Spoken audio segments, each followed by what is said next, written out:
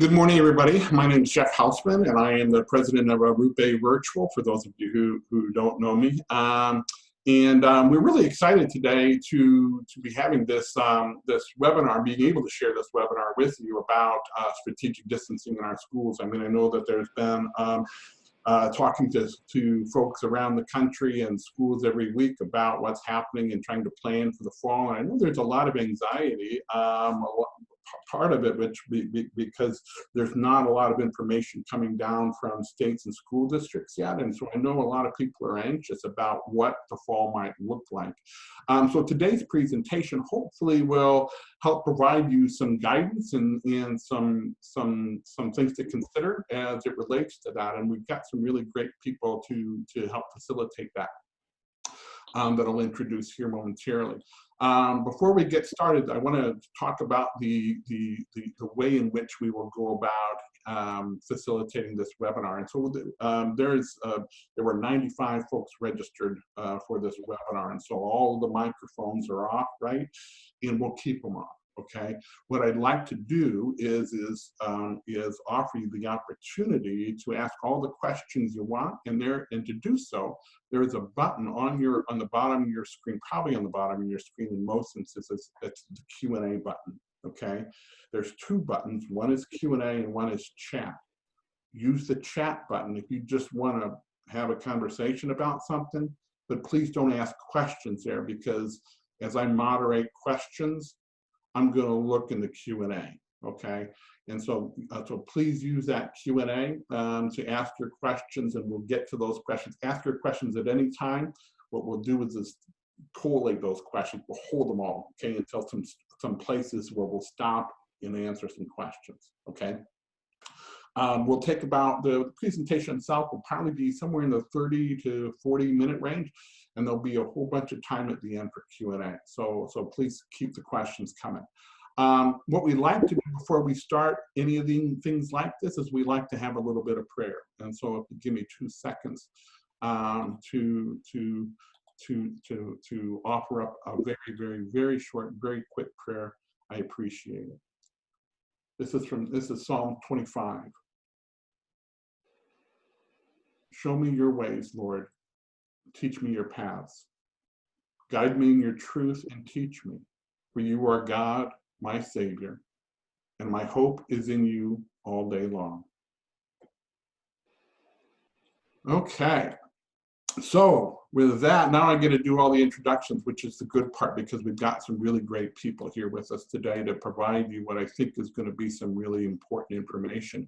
First of all, we have Chris Johnson and Christy Nohavik from Leo A. Daly. I'm going to talk a little bit about Leo A. Daly first, and then I'll introduce the two of them. And so so I'm going to read a little bit about this, right? So Leo A. Daly is a centuries-old international architecture and engineering firm that is constantly ranked as one of the top design firms in the world. Their portfolio includes projects in more than 91 countries in all 50 states. They have offices in Abu Dhabi, Atlanta, Dallas, Las Vegas, Los Angeles, Miami, Minneapolis, Omaha, Washington, D.C., and West Palm Beach. I think the West Palm Beach office is just so Chris has a place to go to vacation. I like it.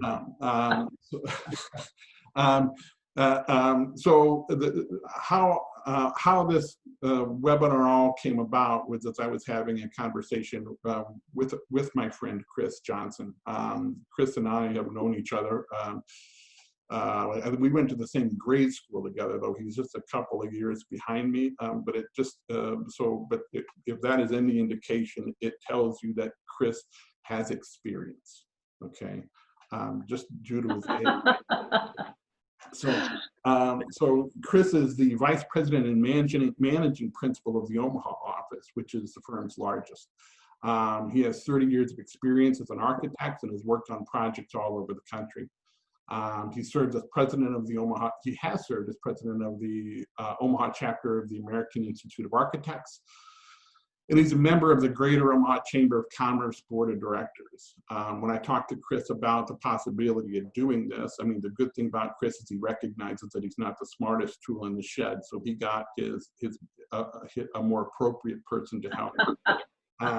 And that's, you can tell I know Chris a little bit. So the person that he brought in, who I've only had the chance to spend time with on a couple of occasions, but she seems just super for this presentation. And her name is Christine O'Hara. She's the Associate Market Sector Leader for Education for the firm. She's dual licensed as a professional engineer and as a registered architect. And she holds PE licenses in 10 states. She, in 2016, University of Nebraska Lincoln's Architecture Friends Association named Chris the Outstanding Alumni of the Year. She has earned the Distinguished Service Award from the American Institute of Architects and has been recognized as Engineer of the Year by the Eastern Chapter of the Nebraska Society of Professional Engineers. You can tell she is much more capable than Chris. So with that, I'm going to turn it over to them to lead you through this presentation. Thank you both so much for spending time. And Christy, I think you're up first. Well, thank you very much, Jeff. We appreciate you having us here and giving us the opportunity to share a little bit about policy in the physical environment as it relates to the post-COVID world that we're in right now. Is everybody able to see the screen that I'm sharing? Yes. Okay, fantastic. So first up, Jeff did a great job of introducing us already. So again, I'm Christy Nohavik. I am a native Nebraskan, and I've been here practicing in the architecture and engineering industry for about 25 years. And Chris? And I'm Chris Johnson again, managing principal of Leo Daly's Omaha office, which is about 150 architects and engineers. It's interesting. I've known Jeff for a long time, from grade school and from here locally, Omaha Creighton Prep. My three sons go to Omaha Creighton Prep. My daughter goes to Creighton University. It is if any time in this presentation I refer to the Jesuits as Jebbies, please no disrespect. It's just a huge part of my family, and it has been from my father and grandfather's standpoint. So from Christy and my standpoint, we are really, really glad to be with you today. Just a quick slide about kind of who we are. We are architects and engineers. We are approximately 500 across the country. You can see some of the locations of our studios. And I'd say much like a Jesuit high school, we practice multidisciplinary, meaning we have architects, interior designers, structural, mechanical, electrical, and civil engineering kind of all inside of our studios. We feel like that's the best model for designing and constructing complex educational facilities. So, enough about us. This presentation is really built for you, and how can we best help you, or at least provide you some guidance when you're hearing guidance from the press, from the news, from the media, from the neighbor next door, and it is not in alignment. If anything, the word discernment comes to mind. And certainly putting myself in your shoes, the three things that come top of mind are financial considerations, financial impact to your various institutions, the safety and health, certainly of your students, of your staff, of the teachers, of your administration.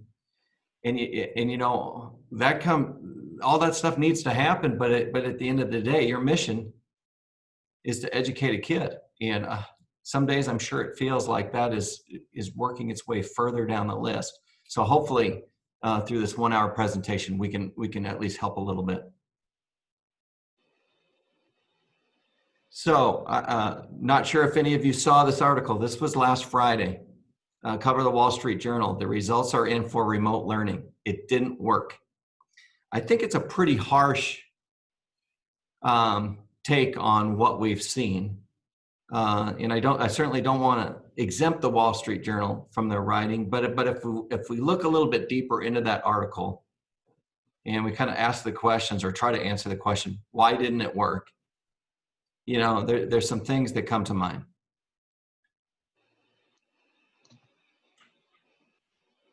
Christy, you want to thank you. So in the article, it cites, and I kind of want to take this in two halves here. The first half about student and parents. So why didn't it work? Students without computers, students with limited internet service, students not even showing up, and parents limited availability. So the reason why I want to pull these four out is not to take responsibility away from you. We're going to get to you in just a minute. Is to be hyper aware and super cognizant of what we see on a national basis when as we look at various schools and we look at their student populations and we look at diverse communities, we look at minority students, we look at low income students, drastically impaired by moving towards a virtual curriculum. And it's just something that I can't underestimate for you, just to be hyper aware of that and to make special provisions if needed. Now, when it gets kind of internal to the school itself, teachers not monitoring attendance, teachers limited experience, and that could be experience with, hey, just software tools, hardware connections, just, hey, you just added another job on top of my primary job. And then lastly, administration's lack of resources. The article in Wall Street Journal summed it up. The vast majority fail because of a lack of imagination and a lack of effort. And that actually, when I read that hurt me a little bit. I don't know if that hurts you, but I think as Jesuit institutions, like we are, I think we're better than that. And I think better than the article actually portrayed. I liken that quote at the end to some information that I got from Jeff specific to Arupe. In the fact, this is a great quote, Jeff. The revolution created by the printing press is child's play compared to the revolution being produced by modern technology. This is what COVID, like it or not, which none of us like, is forcing us and making us to do. And I think we have to somehow, some part of us has to look at it as what is the opportunity that is actually giving us. So we're going to talk about policy and we're going to talk about physical environment. And I'm going to talk a little bit about policy and I'll hand it over to Christy for the physical environment. So certainly a long quote, often quoted by other architects, but really named by Winston Churchill. We shape our buildings, therefore they shape us. Thereafter they shape us. I think it's very telling, especially some of the institutions that are on the call, they may be 100-year-old buildings. And it is amazing, like working in a facility like that, whether it's student circulation, whether it's the heating and air conditioning, how that impacts how you actually teach a young man or a young woman. Now, policy. I'm going to kind of talk about CDC guidelines and state authority. So hopefully you kind of get the gist of what's happening out there. CDC has, if you ever been on their website, I just did a little snippet, a vast amount of information in a general sense for kind of best practices specific to COVID, but they actually drill down to guiding principles for schools and guiding principles for K through 12 schools, even more specifically. I think what we're after here is like specific to policy is we aimed at these kind of people that's on this presentation in this kind of action. So the students, teachers, admin, staff, and parents, we want them to either do this or we don't want them to do this. And where and how do we best kind of communicate these guidelines and actually these policies?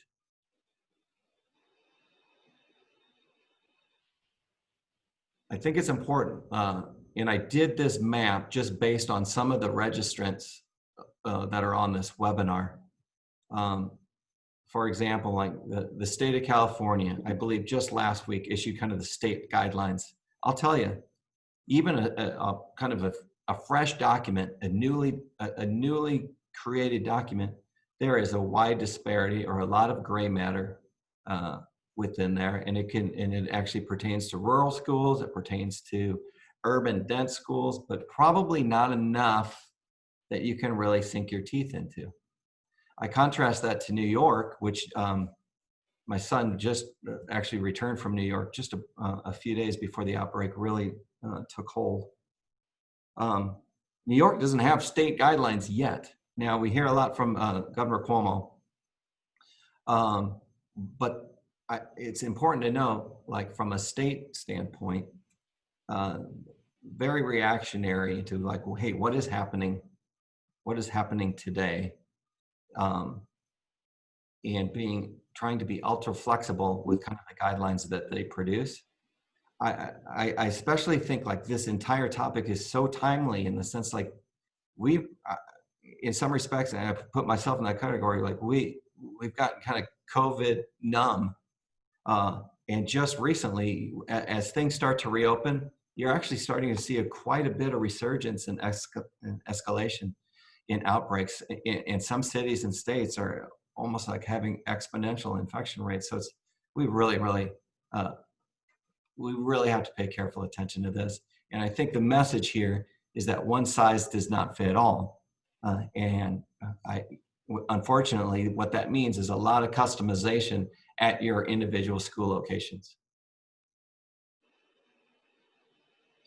So let's just talk about some of the things that we do know that we kind of talk a lot about. So CDC guidelines, and this is for all. This is for kind of all those constituents that I had on the left-hand side, from students to teachers and admin. Stay home when appropriate. I think in the education world, and I would say across the globe and across like the markets that we serve in architecture and engineering, the term social distancing is very contrary to human interaction. And specifically in the education world, and I like the words that they use the words physical distancing and social engagement, because this is actually where our focus needs to be. I mean, we do need to be physically distanced from one another, but not at the cost or not at the expense of social engagement. Certainly hand hygiene, respiratory etiquette. If I'm coughing into my arm, you see I'm in the office today. I'm supposed to have my face mask on, but hopefully forgive me for this hour. And face coverings. And I was with Dr. Logan last week. She's superintendent of Omaha Public Schools, so roughly 50,000 students that she's in charge of. And she begged and she pleaded. And I really want to kind of relay her message. We need to have we need help in everyone understanding that if we wear masks, we have more flexibility. And what she means is if you, as a young man or woman, if you wear a mask, I can educate you. I can educate you in my school. I can educate you in a social setting. If you do not wear a mask, there's going to be a significant struggle to make that happen. So if anything out of this policy section of our presentation, please take home that face masks are absolute necessity. And with kind of the titles that I see on this call, you are the role model. You are the role model to your staff, to your teachers, to your parents, to your students. Where the top of the food chain has to wear a mask, and they expect that from everyone. Specific to like guidelines for administration, you've got to maintain supplies, signage. Christy will talk about that. Cleaning and cleaning protocol, meetings, gatherings to have guidelines and specific rules, training of your staff, and communication plan. If you go to the next slide, we'll talk just a little bit about a communication plan in the sense, and I liken this to a communication plan that I'm writing for kind of for our company and for the Omaha studio, in the sense like there is already enough confusion out there. I think it's all of our job is to provide clarity, and clarity comes from a single point of contact, That may be the president, that may be the principal, that may be actually an outbreak response team of individuals, but all that information is then like pointed at one location. And then that team or that individual is really tasked with, hey, what's the plan for repopulating the school? And I'll tell you, the CDC has a specific checklist to go through thoroughly, like things to be done ahead of time and things to be done the day of opening.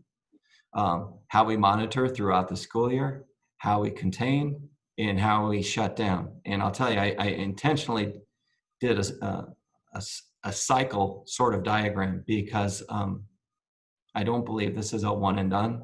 I believe this is a pattern of events that we will just have to be accustomed to and ready for. And it's not a matter of if an outbreak occurs, it's probably a matter of when an outbreak occurs.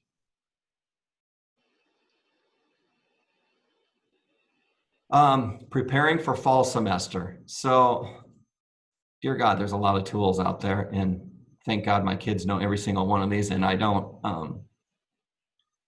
But above and beyond, like please put your communication plans together if you haven't done so already.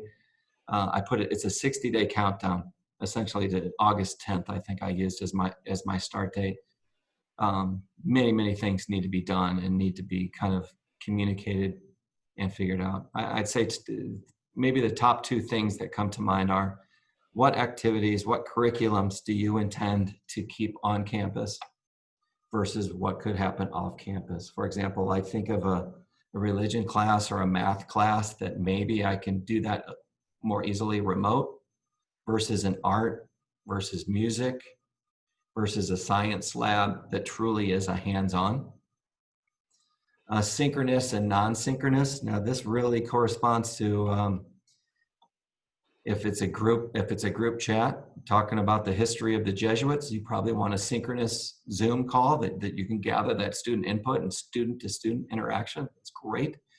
Non-synchronous may be best for other activities that work for students that actually have parents that have hardcore work schedules that they can't get out of certain things, that they can actually tap into a class, maybe a pre-recorded class later in the evening, perhaps when the parent is home. What are we doing in terms of schedule? Drop off, pick off, staggered starts in the mornings, alternate days. We've heard things like, hey, 50% Monday, Tuesday, 50% Wednesday, Thursday, and going all virtual on Friday. We've heard a lot of different aspects to that. Assess individual risk, especially those that are on campus. Really assess the individual risk when it comes to substitute teachers. Many substitute teachers are older, or maybe they're perhaps retired. Perhaps they are actually in a high risk category. So the school knows and the substitute teacher kind of knows.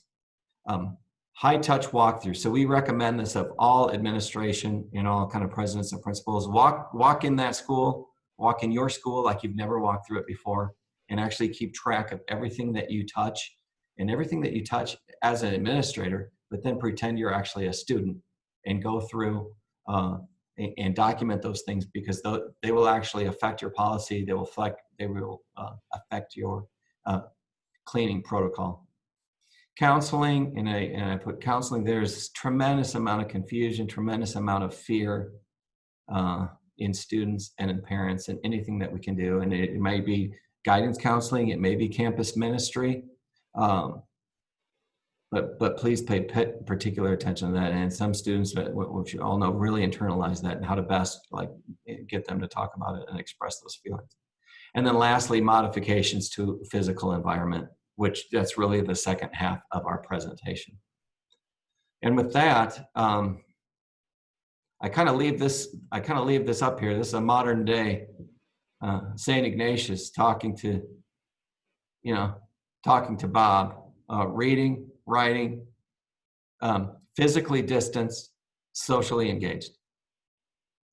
And I think Jeff, if it's okay, maybe just pause for a minute and maybe a question or two specific to policy, and then we could start into the physical environment.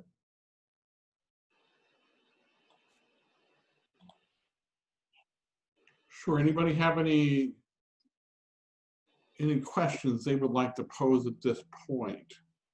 in the presentation. I know this is an issue that, I mean, in terms of sort of the policy components that we spent some time on yesterday and even the week before.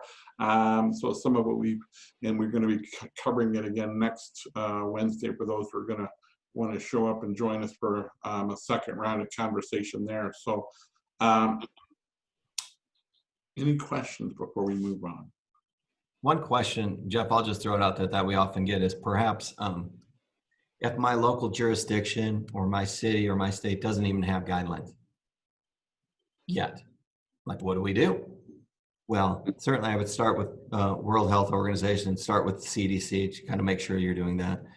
Because of the nature of the virus, I would definitely take a look at adjoining states and those guidelines that are actually in place. And I would look, certainly if we're talking Washington, D.C., or we're talking New York City, I would actually look for other dense urban centers that do have guidelines in place, because they will really begin to kind of put some meat on the bone specific to guidelines, especially when we're talking about maybe large meetings or large gathering spaces. That's perfect. And just Chris, just real quick there, because there was a comment in the chat area that was sent to us, a panelist, that said yesterday Oregon sent out a 47-page start of school document. It's maybe the first of 3 over the summer. So they've started the process. So if you're looking for something, just as a starter, and to Chris's point, if you don't have anything local, but you think just seeing something, apparently you might look to Oregon for a starter document. So thanks for that, Don. Thank you for that. Chrissy, you wanna head on? Sure will. Sounds good. All right, so we're going to start kind of at a larger level, looking at an existing facility, which could be any facility across the U.S., and then we're going to zoom in and dive into some specific areas within the existing buildings to talk about the suggestions to modify the physical environment. First off, our existing buildings and facilities are in a variety of conditions, ages, the funding opportunities available to the schools themselves, population dependent, like how many students and staff members go to this every day. And so, again, just want to walk through some of your typical, quote unquote, typical school plans. And also, age of the building. Some of us are lucky enough to be in buildings that are 20 years old, and others are, maybe more fortunate in some cases to be in 100-year-old buildings where all that history is there. But it does pose challenges to bringing those older buildings up to current post-COVID recommendations. So first off, Chris mentioned walking through your building, typical day-to-day schedule. First off, you get to school, you're going to walk through the front door. What does that look like?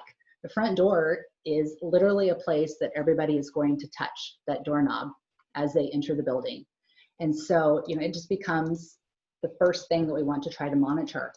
We could consider adding automatic door openers to alleviate some of that. Or perhaps there's a door greeter at high traffic times that's just holding the door open and saying good morning to everybody. Again, getting some of that personal connection, but also minimizing some multi-contact spaces. After you enter the front door, there will be a good location for just a health check station, where if you choose to do temperature checks upon entering the building, that could happen there. We could locate mass distribution stations or a hand sanitizer station right there, kind of one-stop shopping as you get into the building to get you set up for the day. And then as you enter the building, the typical congregation areas, the hangout spots where everybody wants to chat with their friends between classes and before school. Like, where should these happen, and where do they happen, and what could they or should they look like? We would want to investigate individual type furniture that just subtly sends a message of more individualization and less clusters forming. At the opposite of entrance are the exits. Some schools like to kind of have 1 or 2 central points of entrance and exit, access into and out of the building. We suggest considering adding additional exits to the building. This allows for less dense dispersals at the end of classes. Also modifying your dismissal times, making them staggered a little bit so the number of people going out each exit is lessened, as well as the period change times between classes. Corridors, how do you get from the entrance into the classrooms where you're headed? Ideally, the recommendation is one-way traffic in the corridors. This is easier to accomplish in buildings that have 2 stories. The top story could be eastbound traffic and the bottom story is westbound traffic, and it's a continuous loop. It becomes a little more challenging in buildings where there's only 1 story or perhaps just 1 main corridor that's double loaded, that has classes or rooms on either side of the corridor. In those situations, we might have to look at essentially creating a 2-lane divided highway or divided corridor concept with single direction traffic on either side of that corridor. And then just limiting the amount of student time in the corridors. Some of the strategies that Chris talked about earlier included keeping kids in the classroom as much as possible, reducing the numbers or staggering the numbers. Maybe we consider having the kids primarily only leave the classrooms for restroom breaks, and just having the staff and teachers be the ones that are circulating around throughout the building. And so then we get into our classrooms itself. And I've shown 3 different classroom setups, red, green, and blue. And red is what most of our classrooms generally look like. They're about 900 square feet, and ideally you've got 24 or 25 students in them. And if there was no furniture to consider and we evenly spaced everybody throughout the room, we get a 6-foot bubble with very, very limited passing space or walking space between the 6-foot bubbles. But as we look at reducing size classes and doing alternating schedules, we move more towards the green or potentially the blue classroom as far as density goes. The green classroom shows about 50% population. There's 12 desks in here. And it's clear here that there's actual corridors between the rows of desks that would allow for circulation and for the teacher to walk up and down those corridors to be able to interact one-on-one with students. Oftentimes classrooms that are under 1,000 square feet only have a single door into the classroom. And so this green classroom shows the addition of a second door that we would recommend to allow single direction traffic in and out of the doors. So one door would be the indoor and the other door would be the exit door from the classroom. Again, just to minimize passing contact as much as possible. Let's see, the CDC recently recommended that all desks face the same direction. And so that becomes a challenge. Over the past decade or so, we've really been working towards collaborative furniture and making classrooms as flexible as possible so they can be reconfigured for different activities or for different teaching styles, if you will. And so now starting to look at, what does it look like if everybody's facing the same direction? Even the desks that are faced in the bottom classroom in the U-shaped configuration, that's technically not even all facing the same direction. It's slightly better than if they were clustered face to face, but and then the other 2 classrooms show larger tables, like in a science room, in a lab perhaps, where in the past it's been partners for each lab table. Showing, we've got just the red chair highlighted, indicating that we literally can't fit 2 people at a table and maintain a 6-foot physical distance between neighbors. So just all become some challenges to take into consideration. Restrooms are super high traffic, high touch areas. Here we've done a little study of pre-COVID, before, and then after, post-COVID recommendations and suggestions that we have. First off, just the access in and out of the room. The space inside the restrooms just is not large enough to be conducive for 2-way traffic. Oftentimes there's a couple people standing in line and the queuing is a little bit clustered in the vestibule as you enter the restroom. And, the fixtures themselves, the toilets and sinks themselves are not a minimum of 6 feet apart. And so just the density in our traditional restrooms is pretty tight.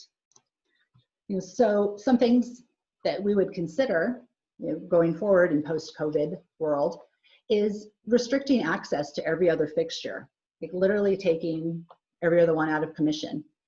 And this would minimize or maximize the spacing just between people in the space, as well as limiting the number of people in the restrooms themselves. Perhaps the queuing or standing in line happens out in the corridor rather than in the vestibule or in the restroom itself.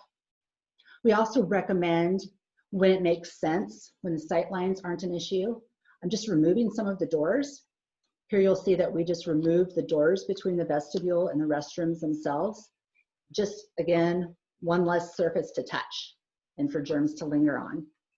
The door into the corridor, we flipped it around on its hinges, and so that it swings outward, so that after you wash your hands, you can just use your elbow to bump your way out into the corridor and avoid touching and pulling open the door, or the need to retrofit the door with a step pull type device. I would say swapping out old manual features where possible for automatic is definitely on our list of recommendations. Automatic faucets, automatic flush valves on toilets are fantastic ideas.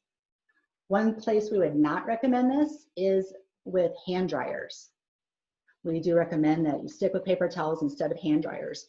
If someone doesn't do a good job of washing their hands, or goodness forbid, doesn't wash their hands well at all and just waters them, using the automatic hand dryers just lends to aerolization of those germs that might be left and just spreads it all over the room. And then not to mention the aerolization that happens just with flushing the toilets, and how do you deal with that air. Another thing that's generally associated in a restroom area is drinking fountains, high touch area, high mouth contact area. We recommend replacing those with bottle fillers and just making it a no touch, no contact hydration station instead. Another thing that we've been exploring is the opportunity or reassigning of restrooms to particular users in the space.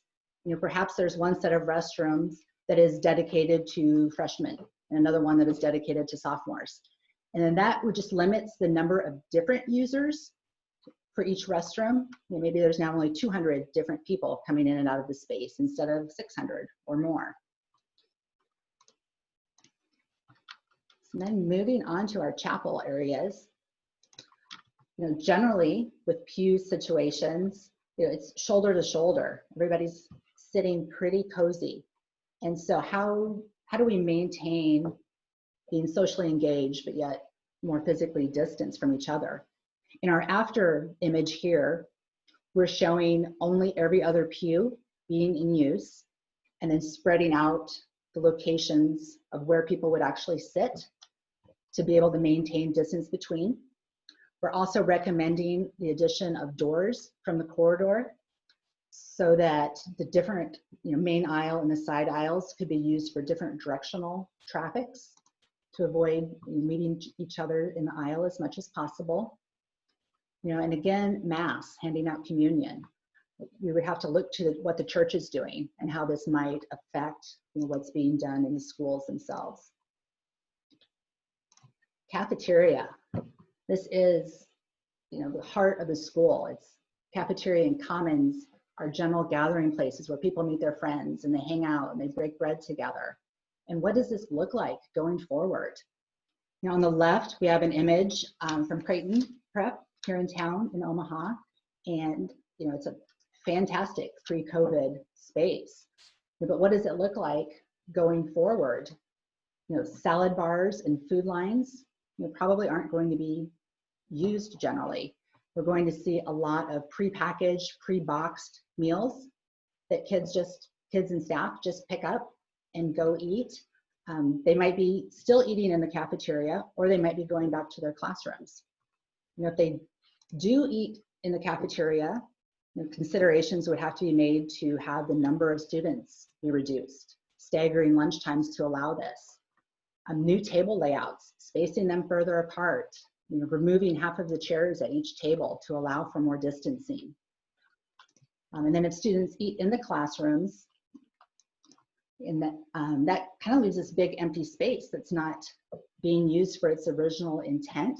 That is a potential opportunity where we could look at adding some movable wall partitions or a lesser expensive temporary wall construction that would allow additional classrooms, if you will, that are each served by individual mechanical units.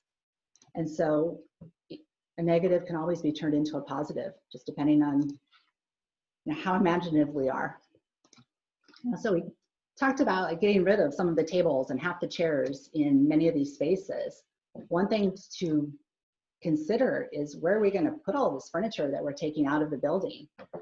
It's important to remove it, physically remove it from the rooms, because this helps in self-policing the new occupancy requirements. But as far as where to put it becomes a challenge. Perhaps there are pods that need to be brought in and stored on site, out of the building, or even off-site storage could and should be considered. Additionally, removing furniture that is upholstered, that just would hold on to any unwanted particles, carpets, fabric hangings, getting rid of those is going to be looked at pretty closely in the future.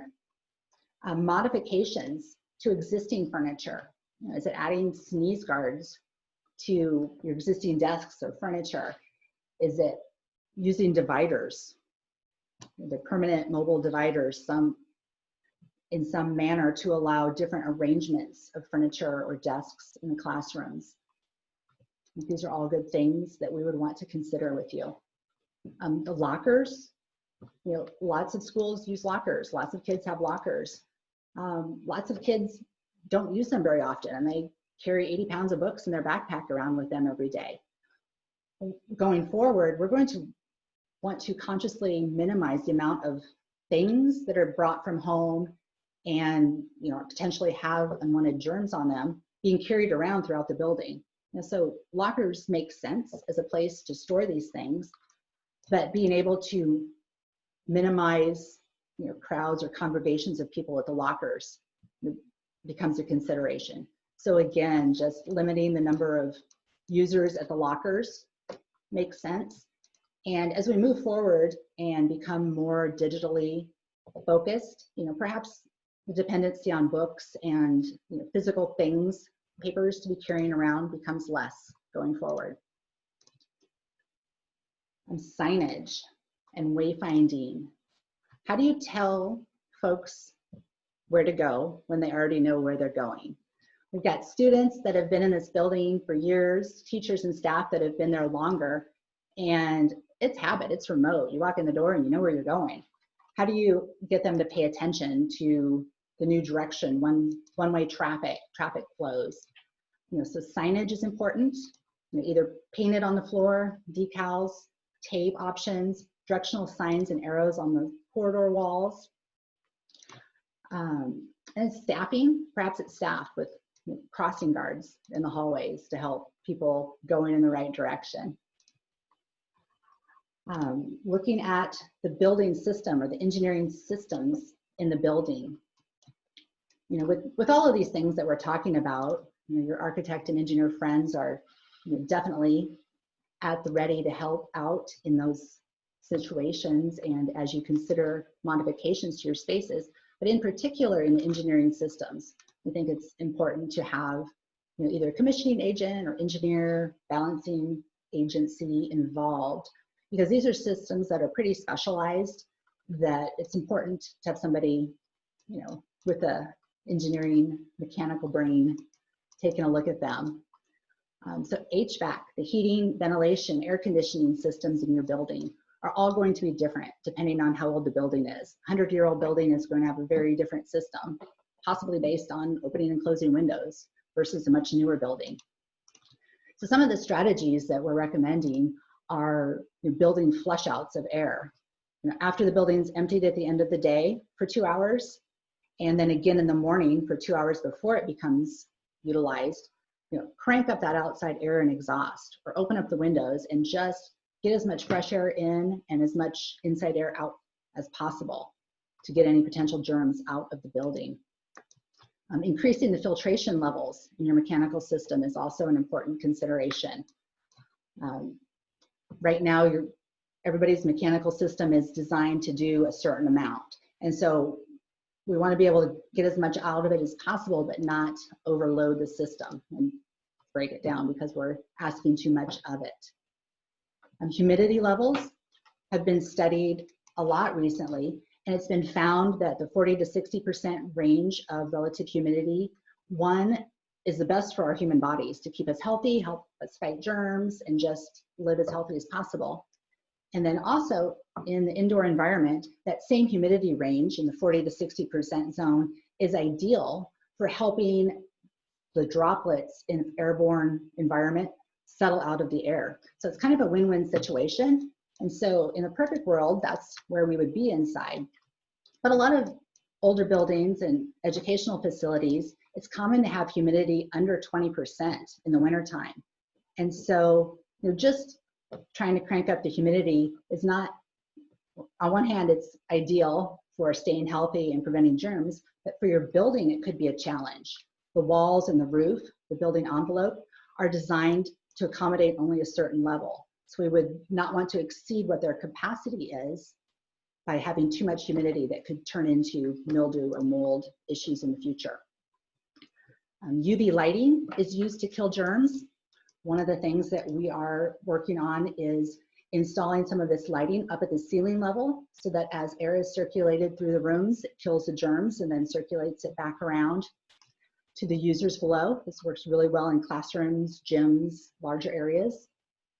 And the IT infrastructure, how do we make sure that the infrastructure is able to support one-to-one students using devices?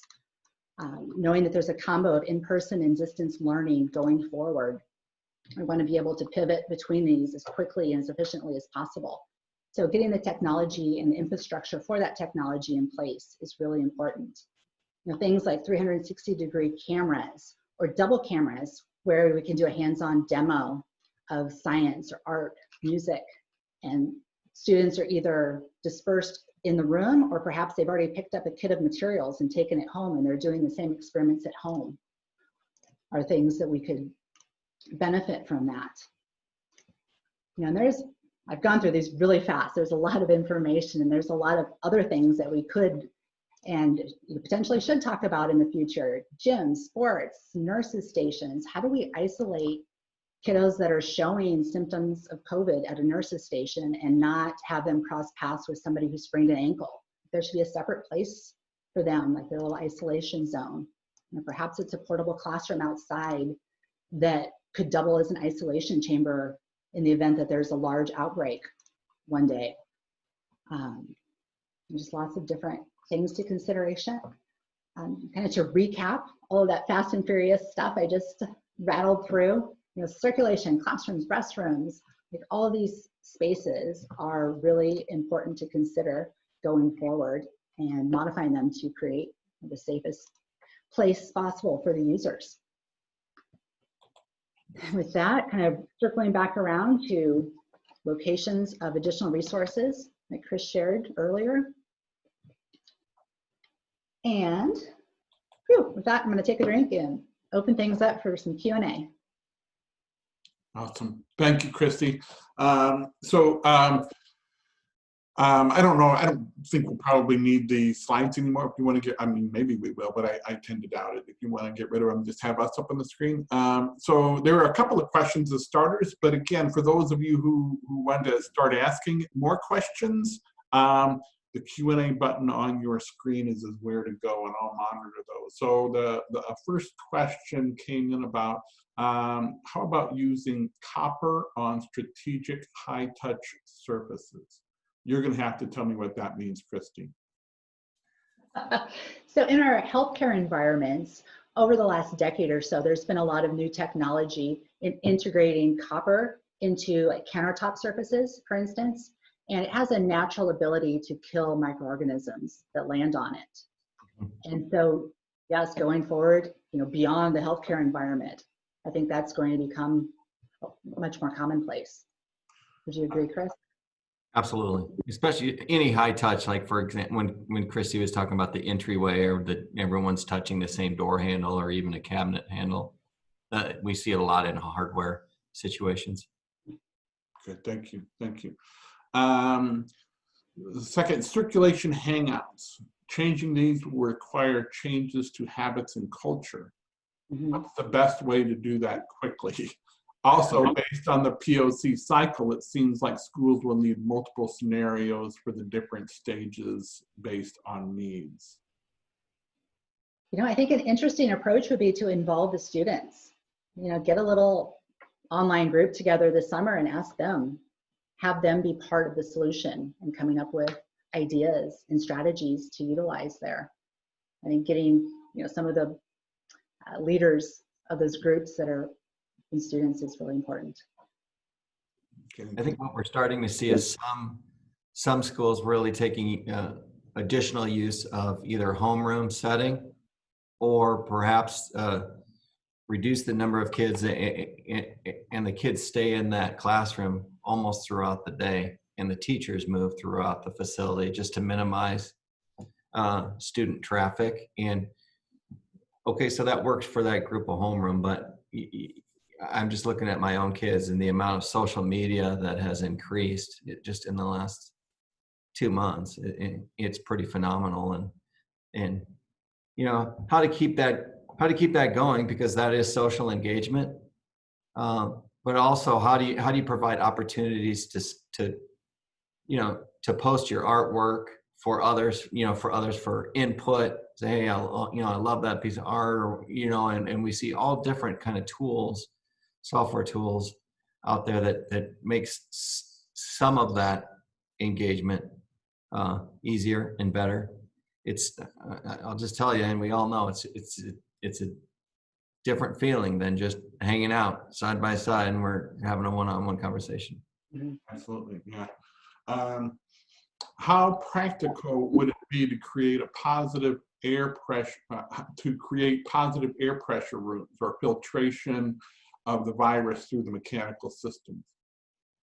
So it's I think that question came from Jack. Jack has a lot of good questions, which is awesome. Now, I would say you can't look at it just like, oh, this room, we're going to positively pressure this room. It's really kind of a holistic kind of approach. You're adding positivity here, which probably means you're adding negativity somewhere else in the facility. Certainly some rooms that, depending on the existing HVAC system, depending on if there's roof or outdoor access, that we could increase the positivity of those specific rooms. I'd be also taking a look at like rooms that we actually really want to increase the negative pressure, if it's nurse station or remote nurse station, or if it's the restrooms themselves, to really better contain any airborne contagions. Good. And Christy, anytime Chris talks and you want to rebut anything he says, just go ahead on it. Excellent. I just got to get him the zingers. I don't get to see him enough, so I got to get him in while I can. Love it. So the next question from Kevin: any insights to needlepoint bipolar ionization or UVC for retrofitting your HVAC systems? I'll let Christy take that one. I was just going to pass that to you, Chris. So I'm a structural engineer. I'm not a mechanical engineer. We do have others on our team that are maybe a little more suited to work or on this type of thing, answer this question. But yes, we are seeing some retrofits or increase in levels of UV that is currently being used at air handler units in particular. Right now, like the fan coils are designed to take moisture out of the air, and they're wet and they're gunky and germy. And so there's UV lighting on them to help combat that. And so we're able to increase that level of UV to some degree, but we don't want to increase it too much, because then that starts to affect other things on the unit, like the rate of airflow becomes affected. And so it's really a system by system study, having somebody take a look at what's there, what's being used, and how far can we push it and keep it still functional to get the most out of it. Thank you. Thank you. Good response.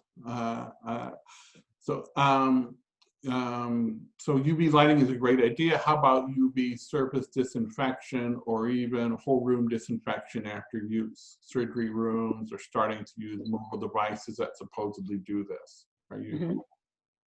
So we are starting to see that in EDs and surgical suites. I think one thing to keep in mind, specific to COVID, is it's relatively easy to clean.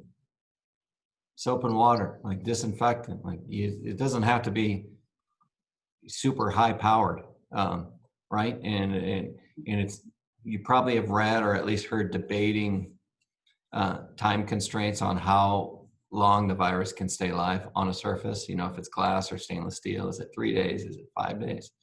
I think the point is, in the CDC and OSHA, for that matter, OSHA is another good resource that actually talks about cleanability of surfaces and recommendations for actually cleaning agents. Okay, good. A question here, modifications to infrastructure, ripping up carpets, furniture, installing touchless faucets and toilets are permanent changes. How long do you think we will be in this physically distancing environment, and should we make temporary modifications or more permanent? Well, some things like the touchless faucets and toilets certainly could be permanent solutions, could and should be going forward. Ripping up carpets, it becomes, definitely more of a permanent situation.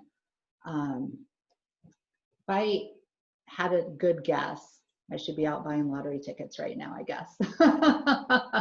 But I don't think it's short term. I think we're looking at, a couple of years.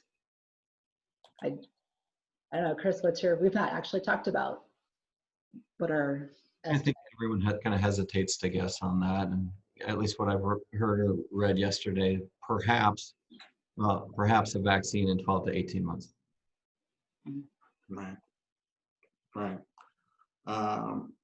So it really sort of just depends on how you. So in terms of getting a copy of the slides to share with the team, we can do that. You'll send those over to me and we'll send that out. So what I'll do is since you all registered through the webinar, I have all of your emails, and we'll just send out a post-webinar note to all participants with the attachment. So you have that. And we'll also include a copy of the once I get the presentation posted, I'll send you a copy of the link to the presentation as well, so you have that. Any other questions we might have here that we want covered?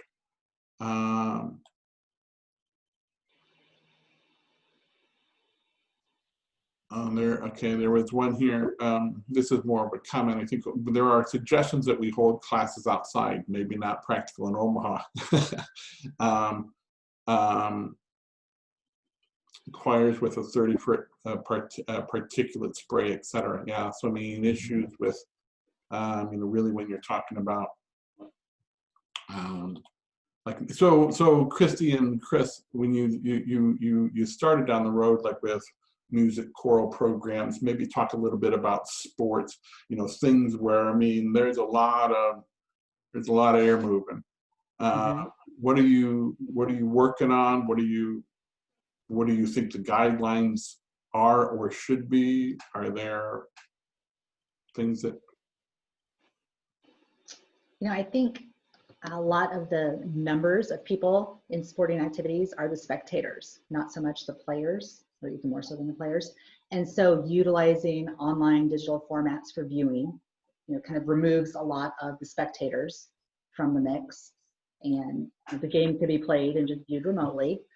I think there is, obviously high contact sports are a concern. both as extracurricular activities and then in, the learning PE environment. Making hard decisions on which sports, are okay or are not okay. It's really going to be, until there's overall guidelines, kind of a local decision. Good. Okay. All right. At this point, I see no other questions, and we are at exactly noon. So we did a good job of keeping it at that hour, so which is nice. Chris and Christy, if you're available, maybe stick around for just a couple of seconds if somebody else wants to throw in a question. Otherwise, the presentation is done for the day, and we really appreciate you spending some time with us. So thank you, Christy and Chris, for all your great information. And everybody else, have a good day. Again, we'll stick around for a couple of quick minutes for Q&A, but feel free to start exiting the room if you'd like to, safely, of course, at a social distance. So, all right. Bye, everyone.